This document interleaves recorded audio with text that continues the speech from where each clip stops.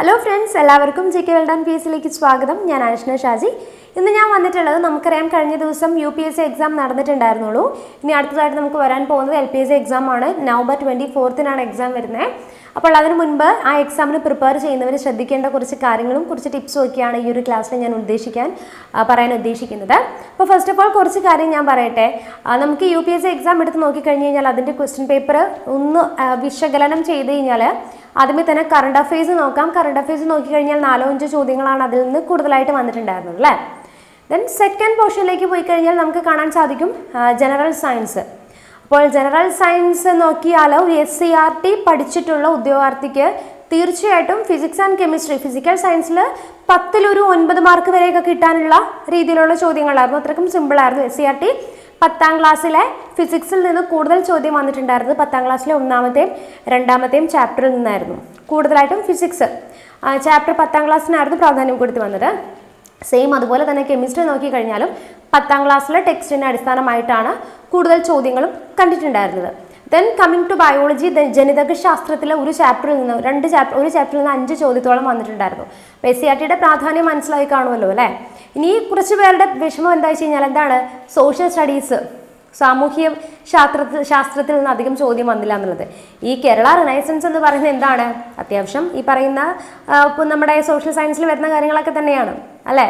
അപ്പോൾ നമ്മുടെ 1ാമത്തെ എന്താണ് ആദ്യത്തെ സംഘടിത കലാപമൊക്കെ നമുക്ക് ആ ടെക്സ്റ്റിലുണ്ട്. കൂടുതലായിട്ടൊന്നും ഇല്ലെങ്കിൽ ഒരു 7th സ്റ്റാൻഡേർഡിലെ ടെക്സ്റ്റ് ബുക്ക് നോക്കിക്കഴിഞ്ഞ് കഴിഞ്ഞാൽ ഈ ഒരു ടൈപ്പ് ക്വസ്റ്റ്യൻസ് ഒക്കെ അവിടെ നമുക്ക് കാണാൻ സാധിക്കുന്നതാണ്. അപ്പോൾ LPSCക്കാർ പഠിക്കുമ്പം അതുമാത്രമല്ല നിങ്ങൾ റിനൈസൻസ് പ്രാധാന്യം നൽകി പഠിക്കണം. കൂടെ കുറച്ചുകൂടെ അഡീഷണൽ ഫാക്ട്സ് കൂടെ നിങ്ങൾ പഠിക്കുമ്പോൾ അതുകൂടെ നോക്കേണ്ടതാണ് കേട്ടോ. അത് അത്യാവശ്യമാണ്. ദെൻ പിന്നെ നമുക്ക് നോക്കിക്കഴിഞ്ഞ് കഴിഞ്ഞാൽ അടുത്തത് വരുന്നത് വേറെ വിഭാഗങ്ങളിൽ നിന്നൊന്നും അല്ലേ അധികമായിട്ട് ചോദ്യങ്ങൾ വന്നിട്ടുണ്ടായിരുന്നില്ല. കൂടുതലായിട്ടും കേരള റിനൈസൻസിൽ നിന്ന് എനിക്ക് തോന്നുന്നു 10-18 മാർക്കോളം ഒരു ഉദ്യോഗാർത്ഥിക്ക് വാങ്ങാൻ പറ്റുന്ന രീതിയിലുള്ള ക്വസ്റ്റ്യൻസ് ആയിരുന്നു ഒരു നോർമൽ ഉദ്യോഗാർത്ഥികൾക്ക്. ദെൻ നെക്സ്റ്റ് നമ്മൾ മാത്സിലേക്ക് പോയി കഴിഞ്ഞ് കഴിഞ്ഞാൽ മാത്സ് കുറച്ച് ടഫായിരുന്നു. അത്യാവശ്യം ഒരു 4-5 മാർക്ക് വരെയാണ് നമ്മളൊരു നോർമൽ ഉദ്യോഗാർത്ഥിക്ക് സ്കോർ ചെയ്യാൻ പറ്റുന്നത്. SCRT ടെക്സ്റ്റിൽ നിന്ന് കൂടുതലായിട്ടുള്ള ക്വസ്റ്റ്യൻസ് വന്നിട്ടുണ്ടായിരുന്നു. പൊതുവേ പരീക്ഷയുടെ ഒരു നിലവാരം എന്ന് പറഞ്ഞു കഴിഞ്ഞാൽ അത്യാവശ്യം നിലവാരമുള്ള ഒരു ചോദ്യപേപ്പറായിരുന്നു. പിന്നെ അടുത്തതായിട്ട് നിങ്ങൾ കുറച്ച് പേര് വിഷമിച്ചിരിക്കുന്നുണ്ട്. ഭയങ്കര ടഫായിരുന്നു, ഇവർ ഇത്രയും കഷ്ടപ്പെട്ട് നമ്മൾ പഠിച്ചിട്ട് എക്സാം കുറച്ച് എളുപ്പമാക്കി കൂടെയെന്നൊക്കെ കുറേ പേര് കമൻറ്റ് ബോക്സിലും അതുപോലെ എനിക്ക് പേഴ്സണലായിട്ട് മെസ്സേജ് അയച്ചിട്ടുണ്ടായിരുന്നു. അവിടെയാണ് നിങ്ങൾ ശരിക്കും രക്ഷപ്പെട്ടെന്ന് പറയാം. എന്താണ് മാത്സ് കുറച്ച് ടൈറ്റ് ആക്കിയതുകൊണ്ട് എന്ത് സംഭവിച്ചു, നമ്മുടെ കട്ട് ഓഫിന് കുറയാനാണ് സാധ്യത. അപ്പം കഴിഞ്ഞ വർഷത്തെ എക്സാം നോക്കിക്കഴിഞ്ഞ് കഴിഞ്ഞാൽ ഏറ്റവും കൂടുതൽ കട്ട് ഓഫ് വന്നത് എറണാകുളം ജില്ല അതോടെ തിരുവനന്തപുരം ജില്ലയിലേക്കായിരുന്നു.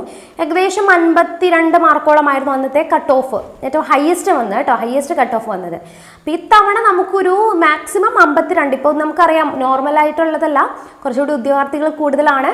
കുറേ പേർക്ക് നെഗറ്റീവ് അടിച്ച് മാർക്കുകൾ പോയിട്ടുണ്ട്. സോ നമുക്കൊരു കട്ട് ഓഫ് 51-നും 64 മാർക്ക് 64 വരെയൊക്കെ ഇത് ഒരു ഗസ്സാണ്. ഇൻ ബിറ്റ്വീൻ ഇത്രയൊക്കെയാണ് വരാൻ ചാൻസ് ഉള്ളൂ. കൂടിക്കഴിഞ്ഞ് കഴിഞ്ഞാൽ 64 വരെയാണ് നമുക്ക് വരാനുള്ള ചാൻസ് ഉള്ളൂ. ഓക്കെ, അപ്പോൾ നിങ്ങൾ ഡെസ്പായിട്ടിരിക്കുന്നവരെ ഒന്ന് സമാധാനപ്പെടുക. നിങ്ങൾക്ക് എക്സാം ടൈറ്റ് ആകുമ്പോൾ കട്ട് ഓഫ് കുറയുകയാണ് ചെയ്യുന്നത്.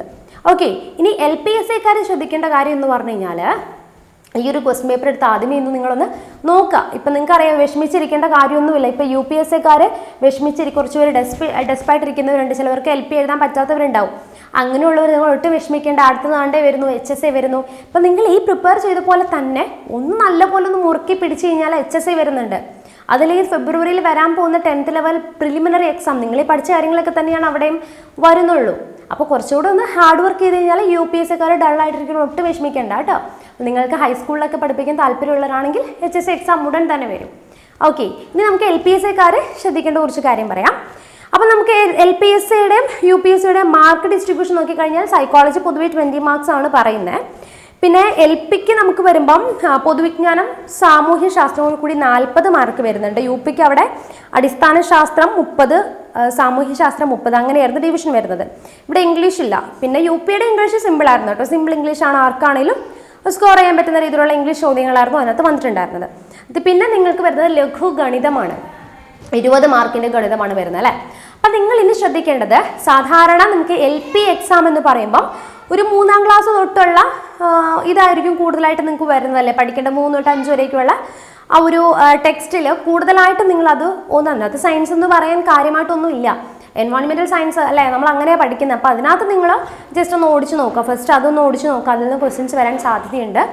അതിനൊപ്പം തന്നെ നമ്മുടെ ഈ ഫുഡ് ചെയിൻസ് ഒക്കെ ഇല്ലേ, ബയോളജി പഠിക്കുമ്പോൾ ഫുഡ് ചെയിൻസ്, പ്രൊഡ്യൂസേഴ്സ്, നമ്മുടെ ആ ഒരു സെക്കൻഡറി പ്രൊഡ്യൂസർ, പ്രൈമറി പ്രൊഡ്യൂസർ, അതൊക്കെ ഇല്ലേ, അതൊക്കെ ഒന്ന് ഇമ്പോർട്ടൻസ് കൊടുത്ത് പഠിക്കാൻ ശ്രമിക്കാം.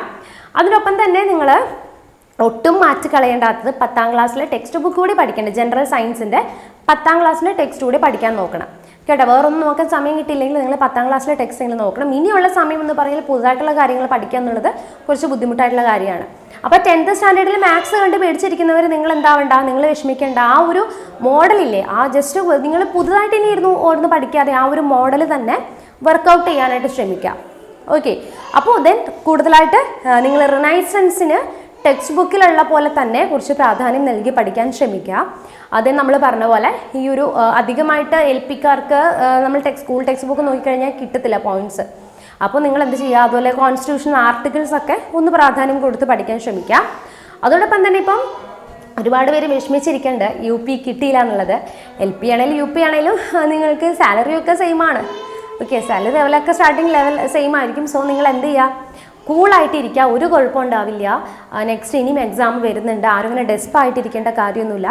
അപ്പോൾ LP എക്സാമിന് പ്രിപ്പയർ ചെയ്യുന്നവർക്ക് എല്ലാം രീതിയിലും ഓൾ ദി വെരി ബെസ്റ്റ്. നിങ്ങൾ ഇന്ന ടോപ്പിക്ക് ഞാൻ പറഞ്ഞ പോലെ SCRT സയൻസ് പഠിക്കുക, 10ാം ക്ലാസ്സിലെ ടെക്സ്റ്റിന് ഫിസിക്സും കെമിസ്ട്രിക്കും ഇമ്പോർട്ടൻസ് കൊടുത്ത് പഠിക്കാൻ ശ്രമിക്കാം. ദെൻ 3 to ബാക്കിയുള്ള 3rd സ്റ്റാൻഡേർഡ് മുതലുള്ള എൻവയോൺമെൻറ്റൽ സയൻസിൽ കുറച്ചുകൂടെ പ്രാധാന്യം നൽകി തന്നെ പഠിക്കാൻ നിങ്ങൾ ശ്രമിക്കാം. ഓക്കെ, അപ്പോൾ അതുപോലെ തന്നെ നിങ്ങൾക്ക് ഇനി ടോപ്പിക് ഓറിയൻറ്റഡ് ആയിട്ടുള്ള ക്ലാസ്സുകൾ, പ്രത്യേകിച്ച് PSC ഇതുവരെ ചോദിച്ചുള്ള PYQs ഒക്കെ ഇൻക്ലൂഡ് ചെയ്തിട്ടുള്ള ക്ലാസ്സുകൾ ഈ ഒരു ചാനൽ വഴി നിങ്ങൾക്ക് ലഭിക്കുന്നതാണ്. ക്ലാസ്സുകൾ ഇഷ്ടമാവുകയാണ് എങ്കിൽ എൻ്റെ ചാനൽ നിങ്ങളൊന്ന് സബ്സ്ക്രൈബ് ചെയ്യുക, അതോടൊപ്പം അടുത്തുള്ള ബെൽ ഐക്കൺ കൂടി എനാബിൾ ചെയ്യുക. അപ്പോൾ എല്ലാവർക്കും ഓൾ ദ വെരി ബെസ്റ്റ്. ആരും ഡെസ്പായിട്ട് ഇരിക്കേണ്ട, നിങ്ങൾക്ക് അടുത്ത ചാൻസസ് എങ്ങനെ വരികയാണ്. അപ്പോൾ നിങ്ങൾ ഈ പഠിച്ച കാര്യങ്ങളൊക്കെ തന്നെയാണ് വീണ്ടും പരീക്ഷയിൽ ചോദിക്കുന്നത്. അപ്പോൾ നിങ്ങൾ എവിടെയാണോ അത് മിസ്സായിട്ടുള്ളത് ആ ഒരു പോർഷൻ മാത്രം ഒന്നുകൂടെ ഒന്ന് സ്ട്രെങ്തൻ ചെയ്താൽ മതിയാകും. ഓക്കെ, അപ്പോൾ thank you so much for watching. അപ്പോൾ വേറൊരു വീഡിയോയിൽ ഞാൻ വീണ്ടും വരുന്നതായിരിക്കും. Chill then bye and thank U.